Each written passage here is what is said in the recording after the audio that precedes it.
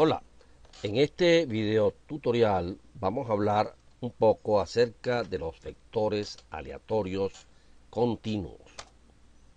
Básicamente la definición es muy elemental. Un vector aleatorio es continuo si y solo si sus variables componentes son variables aleatorias continuas. Existe una gran variedad de ejemplos en donde se requiere del uso de vectores continuos. A continuación mostramos algunos de ellos.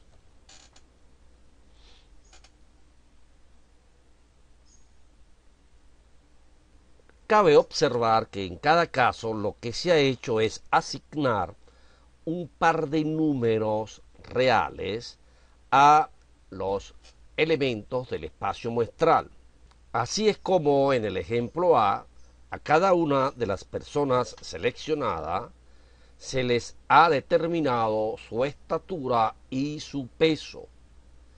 En el ejemplo B, a cada uno de los aceros seleccionados se les ha determinado su cantidad de carbono y su dureza. Y finalmente, en cada sección de una tubería de aguas blancas se han definido las variables diámetro y caudal.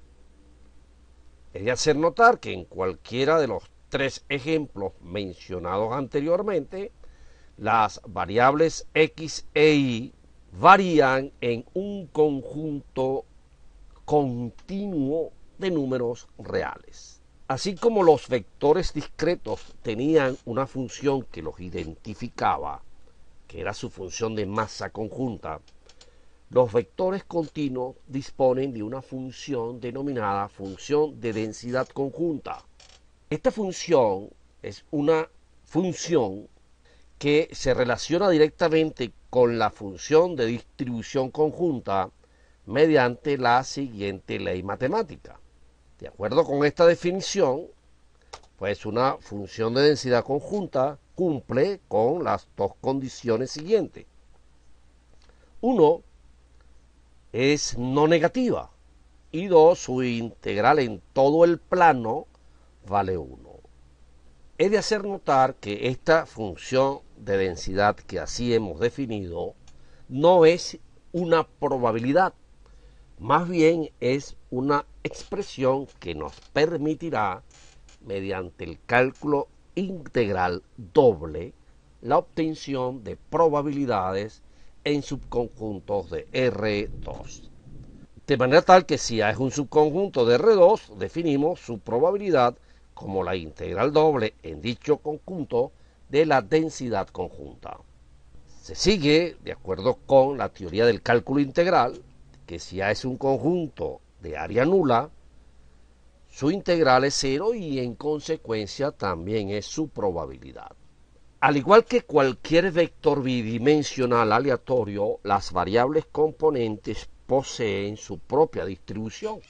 En el caso de vectores continuos, cada variable componente es una variable continua y por ende cada una de ellas tiene asociada una función de densidad que denominamos función de densidad marginal.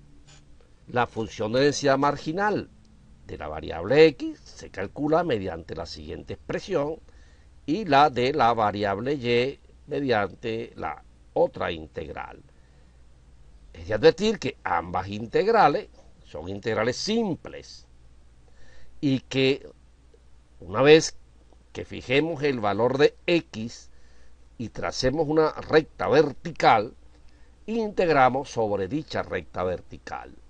Para el caso de la otra marginal, fijamos una recta horizontal a nivel y e integramos sobre esa recta horizontal. El siguiente ejemplo aclarará estos conceptos. En primer lugar, el cálculo de K debe ser tal que garantice que la función así definida sea una función de densidad. Esto es, que sea no negativa y que además su integral en todo el plano sea igual a 1. La no negatividad lo único que hace es establecer que el valor de K debe ser positivo y la integral en el plano se reduce a la integral en donde la densidad es no nula, que es básicamente este triángulo que estamos mostrando. Trabajando de esta manera, obtenemos que el valor de k, para que esta función sea una función de densidad conjunta, es igual a 10. Para hallar las densidades marginales ahora, la marginal de x, fijemos el valor de x en un punto genérico o arbitrario en el rango de variación de dicha variable. Para ese valor, trazamos una vertical e integramos la conjunta para un valor de y desde 0 hasta un valor de y igual a x, obteniendo la función que estamos mostrando. Es de advertir que si integrásemos esta función en esta zona, debería dar obviamente 1. Para el caso de la marginal de la variable y, fijamos dicha variable en un punto genérico cualquiera y trazamos una horizontal. Integramos ahora la conjunta sobre esa horizontal, que básicamente será entre este valor de x igual a este valor de x igual a 1, dando como resultado la expresión que se muestra en pantalla. Al igual que en el caso anterior, la integral de esta función en este intervalo es igual a 1. Si ahora A es el suceso definido mediante esta condición, su probabilidad será la integral doble de la conjunta en dicho conjunto. Gráficamente, el conjunto A está formado por la zona de color marfil que mostramos. Aquí es mucho más fácil calcular en lugar de la probabilidad la de su complemento, ya que generan un menor número de integrales dobles. Operando de acuerdo a las técnicas de cálculo integral, pues se tiene finalmente el cálculo deseado. En el siguiente ejemplo vamos a mostrar la forma de calcular marginales y probabilidades cuando la función de densidad conjunta viene dada por más de una regla de correspondencia. En este caso tenemos dos. Se recomienda dibujar en R2 el rango de dicho vector, identificando de alguna manera la zona en las cuales cambia la ley.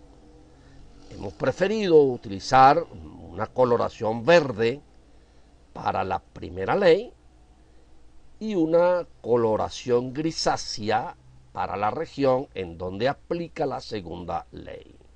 Para calcular la función de densidad marginal de x, habrá que tener sumo cuidado en determinar el valor genérico de dicha variable, ya que si utilizamos un valor de x en el intervalo 0,2, la integración simple que se genera a través de esa recta difiere significativamente de si el valor genérico se sitúa en el intervalo 2,6.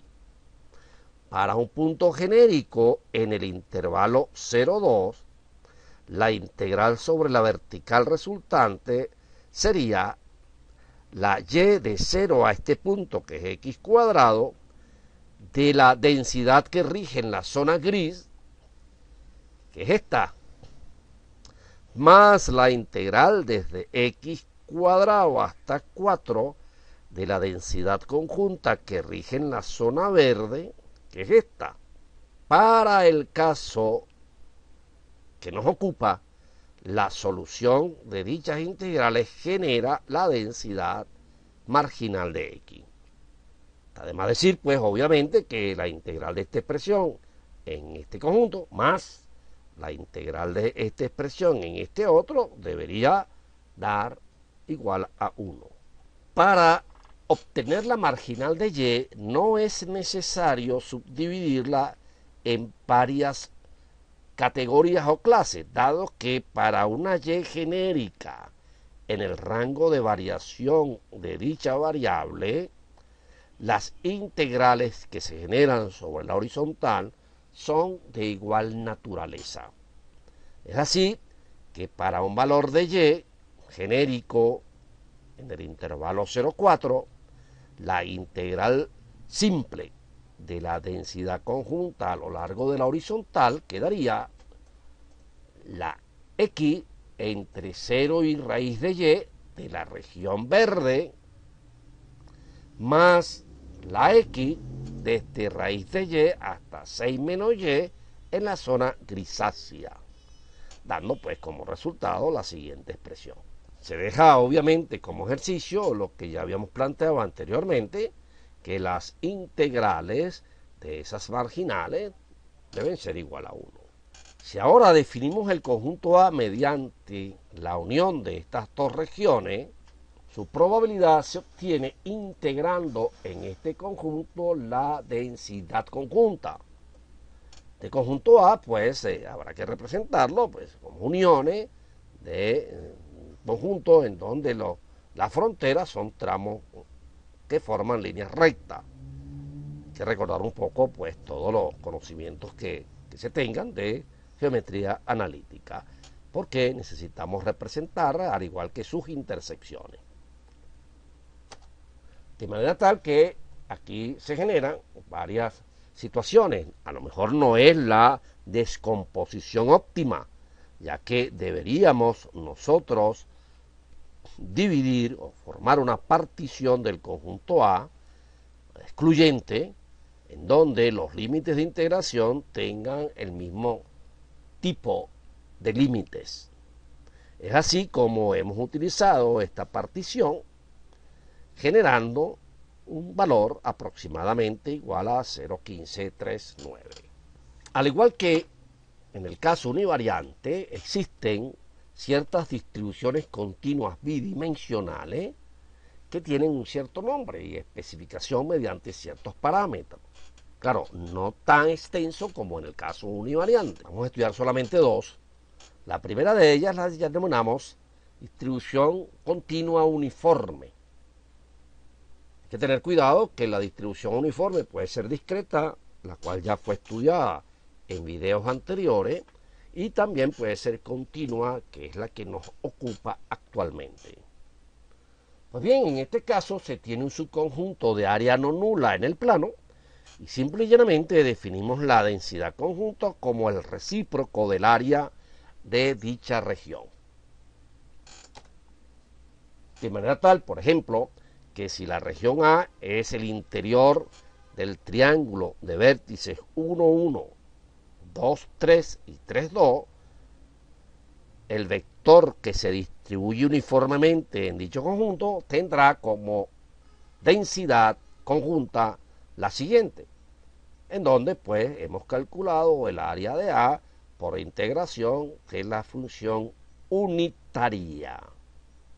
El otro caso, y muy interesante por cierto, es el que corresponde a una generalización de la distribución normal univariante, la denominada distribución normal bivariante.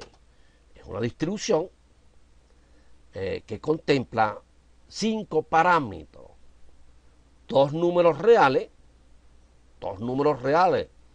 positivos y un número real acotado entre -1 y 1 abierto en dichos extremos. De manera tal que un vector es normal bivariante con dichos parámetros si su función de densidad conjunta adquiere la expresión que estamos mostrando. Observe que la función de densidad conjunta está asociada pues con lo que se llama una forma cuadrática. Más adelante tendremos oportunidad de establecer, dada la función de densidad conjunta, cuáles serían sus parámetros. Generalmente esto se hace por construcción y descomposición de suma de cuadrados. Se demuestra, y no es el caso que nos ocupa, que las marginales de una distribución normal bivariante son también variables normales y que precisamente los primeros 4 parámetros de la normal bivariante van a formar parte de los parámetros de las variables normales univariantes componentes. Es así como el primer parámetro y el tercero corresponden a los parámetros de la normal de X, mientras que el segundo y el cuarto a los parámetros de la variable Y. El quinto parámetro, ρ, es un parámetro que se denomina coeficiente de correlación lineal entre X e Y que tendremos oportunidad más adelante de analizarlo con profundidad. Les habló Adelmo Fernández y será hasta el próximo video tutorial.